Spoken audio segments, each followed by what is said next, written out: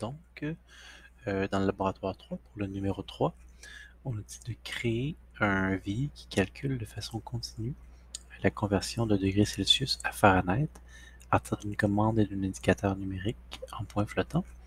Le VI doit s'arrêter lorsque l'usager presse sur une commande booléenne stop. Donc, on va faire ça à l'intérieur d'une boucle while qui relie un bouton stop. On l'avait déjà fait ça au numéro 1. Donc, vous pouvez vous inspirer de ce VI-là. Je vais simplement le reprendre du début. Donc, je retourne à mon numéro 3 du laboratoire 3. On va ouvrir notre projet. Je n'ai pas ça ouvert. Donc, laboratoire 3.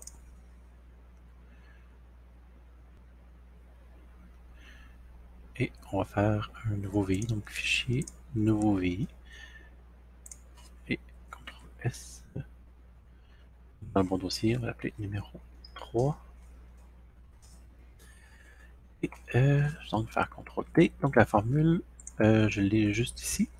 Donc, il faut prendre la température en Celsius, la multiplier par 9 cinquièmes ou 1,8 et on ajoute 32 pour que ça se fasse et on a notre température en Fahrenheit. Donc, on va se créer donc une commande numérique point flottant, donc double. La représentation est déjà la bonne. C'est vraiment celle qu'on veut. Donc, on va appeler température Celsius.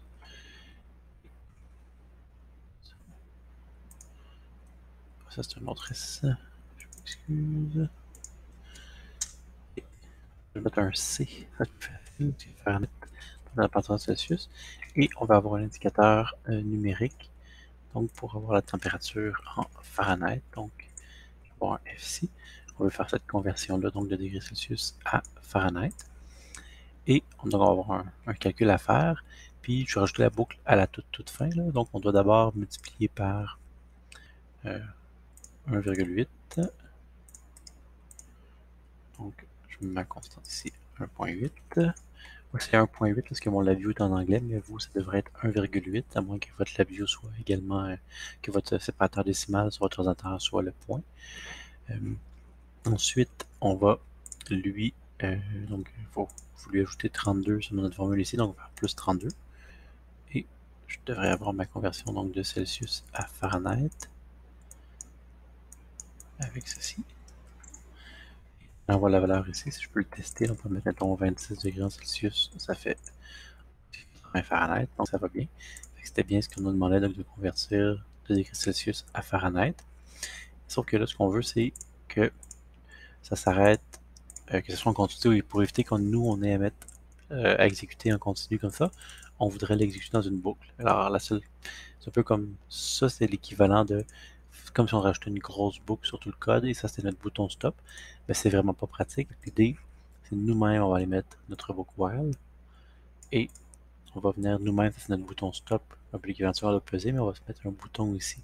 Et ça, je pourrais aller dans les booléens, puis je pourrais mettre mettons, un bouton stop ici, et le relier. Oups, ça, je me suis mis une constante. Je m'excuse, je devais le mettre bouton stop que je mets ici, et que je peux le relier ici pour regarder ma boucle. Ou je peux également juste faire clic droit, créer une commande, et il va me créer un bouton stop qui est correct avec la bonne action mécanique. La bonne action mécanique à avoir, c'est armement ou relâchement. On va voir ça plus tard, les différents types d'options de mécanique d'un bouton. Donc, ce que ça va faire, c'est quand je vais cliquer, quand je vais relâcher, donc ça va arrêter ma boucle. Si j'exécute en continu, je vais cliquer ici. Vous voyez, c'est pas encore arrêté. C'est au moment où je vais relâcher mon bouton qu'on va envoyer le fou pour l'arrêter. C'est ça que ça veut nous dire, donc armement ou relâchement. Ceux qui veulent avoir des plus beaux boutons, il y a moyen d'en avoir des plus beaux. Je ne sais pas trop parler de ça jusqu'à maintenant, mais on a justement, donc on est dans style moderne, mais on peut aller dans la palette argent. Là, on a accès à des beaucoup plus beaux boutons. Donc, vous pourrez avoir un bouton stop ici. Puis, vous voyez, c'est beaucoup plus beau. En fait, même tout dans la palette argent, là, même les commandes numériques, si vous prenez la palette argent, les commandes numériques sont comme plus stylisées, sont plus belles. Fait que, bref, vous pouvez également prendre la palette argent si vous voulez avoir des faces avant avec une meilleure apparence. Mais pour l'instant, on s'en fout. Donc, clic droit, créer commande. Et on a notre bouton stop ici. Donc, si j'exécute mon VI, vous voyez, je peux changer la température. Parce qu'en fait, je lis la température à l'intérieur de la boucle et j'écris la température en Fahrenheit à l'intérieur de la boucle. Donc, le changement se fait en direct. Si j'avais fait l'inverse, par exemple, si j'avais mis cette température à l'extérieur, ben, vous voyez, là, le changement ne se fait pas parce que je peux changer la valeur, sauf que la valeur, la valeur qui est envoyée sur le calcul, c'est celle qui a été lue la première fois. Fait que probablement, si je mets une petite sonde ici, là, elle va me dire c'est 33. J'ai beau la changer, c'est la température 33 que j'avais initialement, qui avait été envoyée au tout début. Il faut vraiment, si je veux relire la valeur, l'exécuter en continu. Donc là, c'est 33. Puis là, la température est lue. 26 en Fahrenheit, 78. Et même chose pour l'écriture aussi. Si je fais juste sortir ça ici, en fin de compte, là, je ne peux pas changer la température ici. Parce qu'en fin de compte, c'est seulement quand je vais avoir cliqué sur le bouton stop de la boucle que la valeur va sortir. Donc, si je lis ici la sonde, vous allez voir, ça dit qu'il n'a pas été encore exécuté, le code n'est pas encore rendu là. Pourtant, si je lis ici, le code se rend là comme très souvent. Là.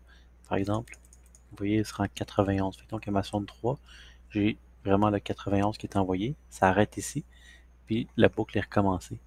Mais si j'appuie sur le bouton stop, je vais quitter ma boucle et le 91.4 va passer donc par ma sonde 2 qu'on va voir qui va être exécutée et va être affiché, le 91.4 va être affiché juste ici. Donc je vais cliquer sur arrêter. Vous voyez, le 91.4 est envoyé et je l'ai ici. D'où l'importance si je veux envoyer des valeurs, donc si je veux modifier des valeurs d'une commande et l'envoyer à l'indicateur, il faut que ce soit à l'intérieur de la boucle. Sinon, ben, la valeur, c'est pour ma commande, on lit la première valeur au moment où la boucle commence. Et sinon, pour l'indicateur, ben, il faut attendre que la boucle soit terminée pour pouvoir afficher la valeur. C'est pas pratique, on va avoir les commandes et les indicateurs à l'intérieur de la boucle. Donc, c'est tout pour le numéro 3.